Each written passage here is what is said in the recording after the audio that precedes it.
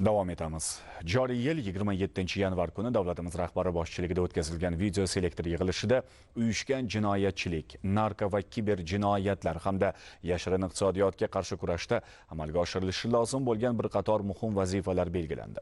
Navoiy viloyati Xatirchi tumanida ham ushbu topshiriqlarning ijrosini ta'minlash maqsadida tizimli chora-tadbirlar davom ettirilmoqda.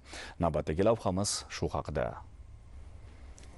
Xavfsiz mahalla tamoyili bugun jamiyat barqarorligining eng muhim omillaridan biri sifatida namoyon bo'lmoqda.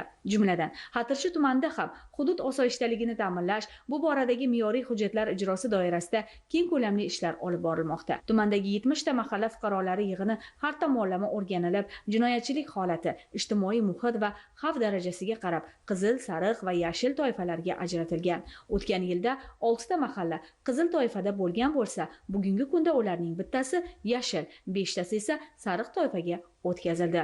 Har bir mahalla bilan yakka tartibdagi yo'l xaritalari ishlab chiqilib, jinoyatchiligimiz ko'rsatkichini 38% ga kamaytirishga erishdik. Har bir mahallada yakka tartibdagi profilaktik tadbirlar amalga oshirilyapti. Hisob toifalarimizda turuvchi shaxslar bilan individual ishlar olib borish, ularning ijtimoiy muammolari bilan shug'ullanish, aholi bandligini ta'minlash, ularni qiynab kelayotgan muammolarni manzilli hal etilishi jinoyatchilikning kamayishiga sezilarli darajada o'zining natijasini bermoqda. Kuzatuv kameralari, xonadonlarimizda qo'riqlash punktlariga ulanishi, aholi ko'p to'planadigan joylarga maishiy xizmat ko'rsatish, bozorlar va boshqa maskanlarga tashvish tugmalarini o'rnatilishi jinoyatchilik huquqbuzarlikning kamayishiga ijobiy natijasini bermoqda. Har bir hududga aholi istiqomat qiluvchi maskanlarda, chorrahalarda yuz tanib oluvchi hamda transport vositalarini avtoraqamlarini aniqlovchi 150 dan ortiq kameralar o'rnatildi. Yangirobod mahallasi o'tgan yillar mobaynida kriminogen vaziyatdan kelib chiqib qizil toifadagi mahalla sirasiga kirgan edi.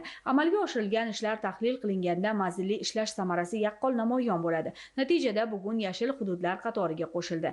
Mahallamizda 778 ta xonadon, 1085 ta oilalarimiz bor, 4033 nafar aholimiz bor. Aholi xonadonlarini o'rganganda 76 nafar ayollar daftari uchun 6 ta toifasi bo'yicha ro'yxat shakllantirib ijroga qaratildi.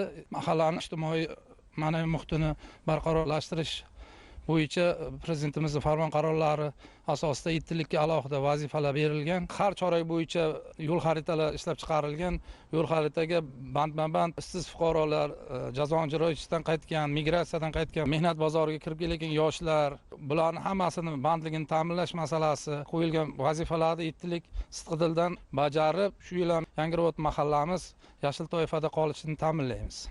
Bugun sariq toifada bo'lgan Damariq mahallasida ham ko'p qavatli uylar kirish yo'laklariga video kuzatuv kameralari joylashtirilib, doimiy nazorat ta'minlandi. Tumanda bozor va savdo nuqtalarini kameralashtirish, do'konlarni qo'riqqa olish ishlari ham izchil amalga oshirilmoqda. Bu orqali o'g'rilik, talonchilik va boshqa huquqbuzarliklarning oldi olinmoqda. Savdo obyektlaridagi nazorat tizimi nafaqat xavfsizlikni, balki tadbirkorlik muhitining barqarorligini ham ta'minlamoqda. Xatirchi tumanida 2025-yilda 579 ta obyekt hamda 337 ta fuqaro xonadonlar qo'riqqa olinib, mana 2026-yilda hozir birinchi chorak davomida 30 dan ziyod savdo nuqtalari hamda obyektlar, 40 ga yaqin fuqaro xonadonlar texnik qo'riqlash punktiga ulandi. Aholi gavjum bo'lgan kriminogen vaziyati og'ir mahallalarga qo'riqlash xizmatini tashvish tugmalari o'rnatilib, jinoyatchilikning oldi olinishi uchun muntazam nazorat ishlari olib borilmoqda. Tumandagi 33-maktabda yo'lga qo'yilgan inspektor psixolog faoliyati yoshlar o'rtasida huquqbuzarliklarning oldini olishda samarali mexanizm hisoblanadi. 1057 nafar o'quvchi tahsil olayotgan ushbu ta'lim muassasasida davomat qat'iy nazoratga olingan.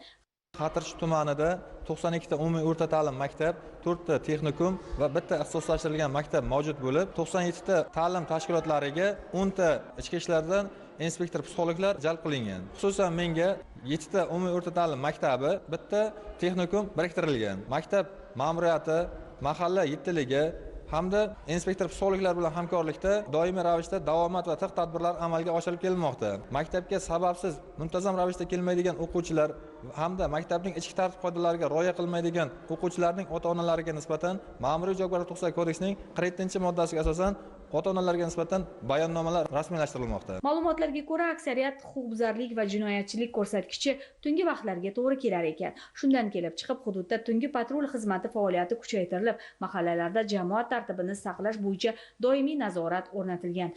Xatirchi tumani ichki ishlar bo'limi navbatchilik qismiga bir kunda 50 tagacha murojaat kelib tushadi.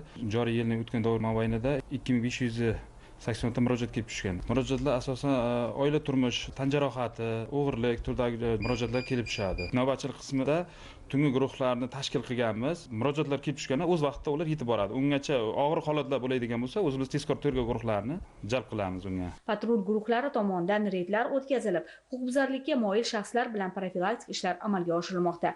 Bu esa jinoyatchilikni kamaytirishda muhim omil bo'lib xizmat qilmoqda. Aziz yurtdoshlar, axborot dasturi orqali sizlarga yetkazmoqchi bo'lgan xabarlarimiz ana shulardan iborat edi. O'zbekiston 24 telekanalini kuzatib boring, bizdan uzoqlashmang. Yana uchrashguncha salomat bo'ling.